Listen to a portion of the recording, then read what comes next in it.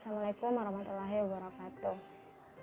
Dosen pengampu Bu Fitra Mulyanti MPD, disusun oleh Komaria 1862150145. Geopolitik Indonesia, kelas reguler plus, jurusan Pendidikan PG PAUD, Universitas Pancasakti Bekasi.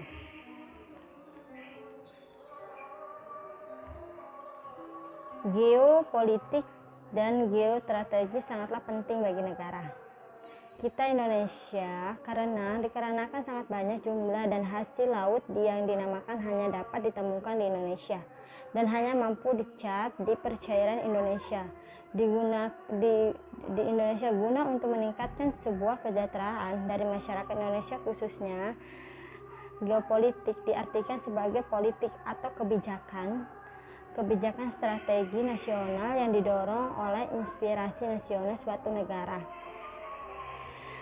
yang apabila dilaksanakan dan berhasil akan berdampak langsung dan tidak langsung kepada sistem politik suatu negara. Geopolitik, setiap negara membutuhkan suatu perlindungan dari sistem pertahanan negara. Oleh karena itu, sistem pertahanan negara, demokrasi politik dihukum dapat benar-benar melindungi apabila didasarkan pada kekuatan di negara itu sendiri.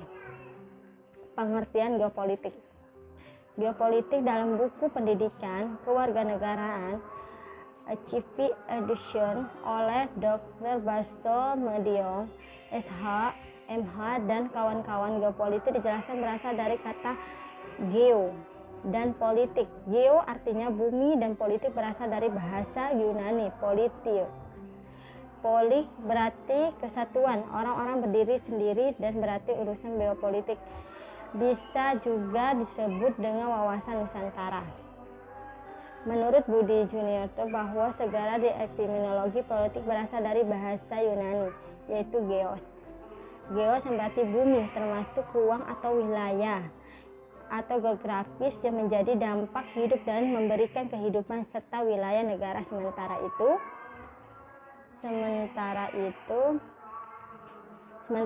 politik berasal dari kata politik. Geopolitik memiliki unsur dasar konsepsi geopolitik atau bisa disebut sebagai wawasan Nusantara. Ada yaitu 1. Sebagai wadah. Taur adalah wadah kehidupan masyarakat berbangsa bernegara meliputi seluruh wilayah Indonesia yang memiliki sifat Nusantara dan kekayaannya, alam penduduk serta keterangannya budaya bangsa Indonesia, memiliki organisasi kewarganegaraan dan dalam wujud menginstruktur politik dan wadah dalam kehidupan bermasyarakat dan kehidupan sebagai lembaga dalam wujud instruksi politik.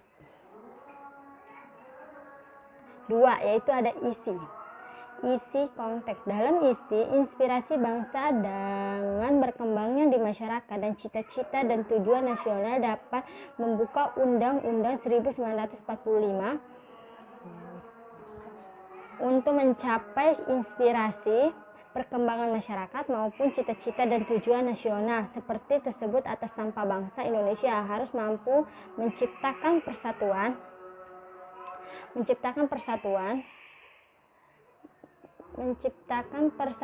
dan kesatuan dan kehidupan nasional dan politik, ekonomi, sosial, dan budaya serta mempertahankan keamanan.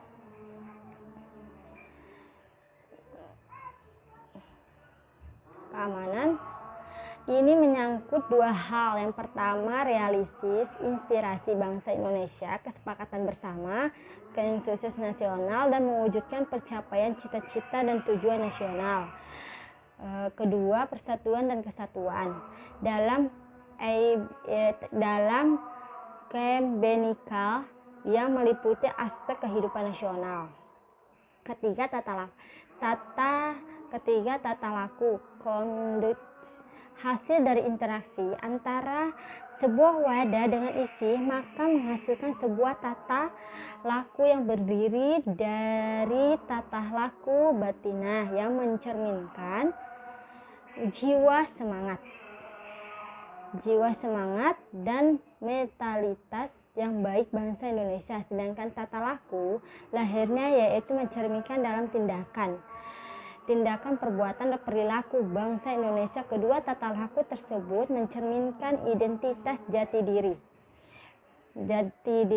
dan kepribadian bangsa berdasarkan asas cinta terhadap bangsa tanah air, sehingga menimbulkan rasa nasionalisme yang tinggi dalam sebuah aspek kehidupan nasional.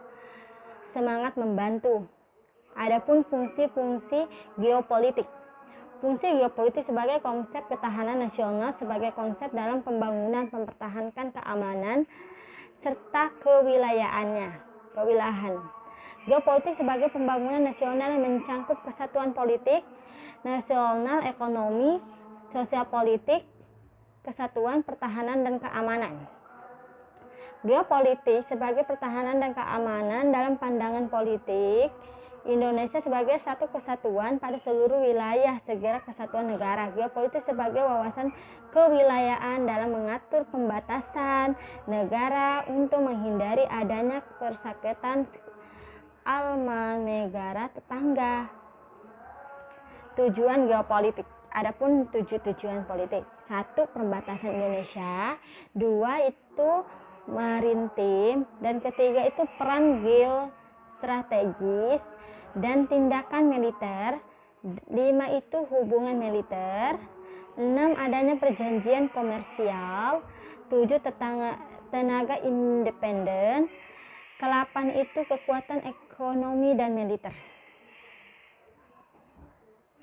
Yang saya sebutkan yang pertama yaitu perbatasan Indonesia. Indonesia memainkan peran geopolitik besar sebagai daratan subbenua. Benua berada di Samudra Hindia, terletak di antara selatan Kalimantan dan selatan Malaka. 2. Poin ekonomi dan militer penting dalam memisahkan geopolitik antara kekuatan besar saat ini dapat sesuai dengan batas-batas keterbukaan ideologi Pancasila, yaitu kedua, ekonomi dan maritim. Dari sudut pandang maritim berkepentingan geopolitik tidak dapat disangkal karena dapat mempengaruhi pada saat yang sama dengan perluasan batas tanahnya yang luas, bahkan bisa mempengaruhi urusan politik negara dalam hubungan berlateral. 3. Peran bergeostrategis.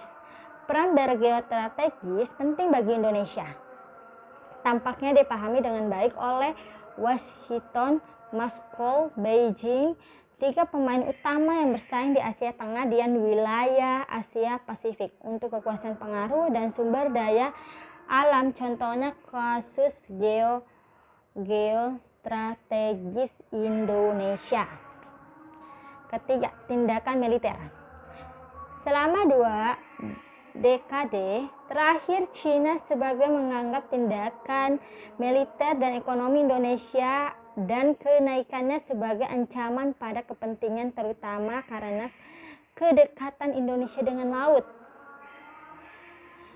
laut Cina Selatan, karena terikat dipakai oleh negara-negara regional. Perjanjian militer yang diperdebatkan antara India, Vietnam, dan Jepang, wilayah ini menjadi sangat diperebutkan di titik nyala konflik negara. Kelima, hubungan militer. Hubungan militer juga hubungan militer dan ekonomi yang berkembang antara Indonesia, Australia, Amerika dan Serikat, Jepang dan Singapura dirasakan di Cina sebagai sarana dan mendukung negara matahari terbit, tetapi kemunculan kebersamaan Cina sebagai negara andia dalam kepentingan dalam Samudra Hindia dan cepatnya menjadi pemain dominan Asia Selatan di luar Asia Pasifik. Nilai negatif oleh negara tersebut. 6. Adanya perjanjian komersial. 6. Perjanjian komersial militer yang sudah disepakati oleh Beijing dengan Bangladesh, Sri Lanka, Nepal, Myanmar, dan Bhutan, dan terutama digambarkan oleh kalangan Indonesia sebagai upaya Cina untuk mengepung Indonesia. 7. Tenaga independen.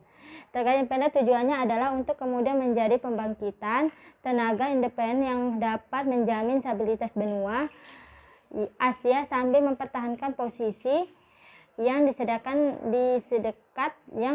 mungkin antara berbagai pemain regional dan global. Ke-8 itu kekuatan ekonomi militer. Orientitas politik ditekan sebagai giliran dalam mencari kekuatan ekonomi militer di Asia. Sentimen yang sangat populer tersebut mencerminkan kepemimpinan India dan gerakan non-blok selama Perang Dingin, yang artinya bahwa ibu kota negara tidak terikat dengan kutub Euro-Atlantik atau Camp Soviet, meliputi telah dekatnya dengan Kremlin dan hubungan luar negeri dan ekonomi. Oke, sekian dan terima kasih. Sekian dan terima kasih. Wassalamualaikum warahmatullahi wabarakatuh.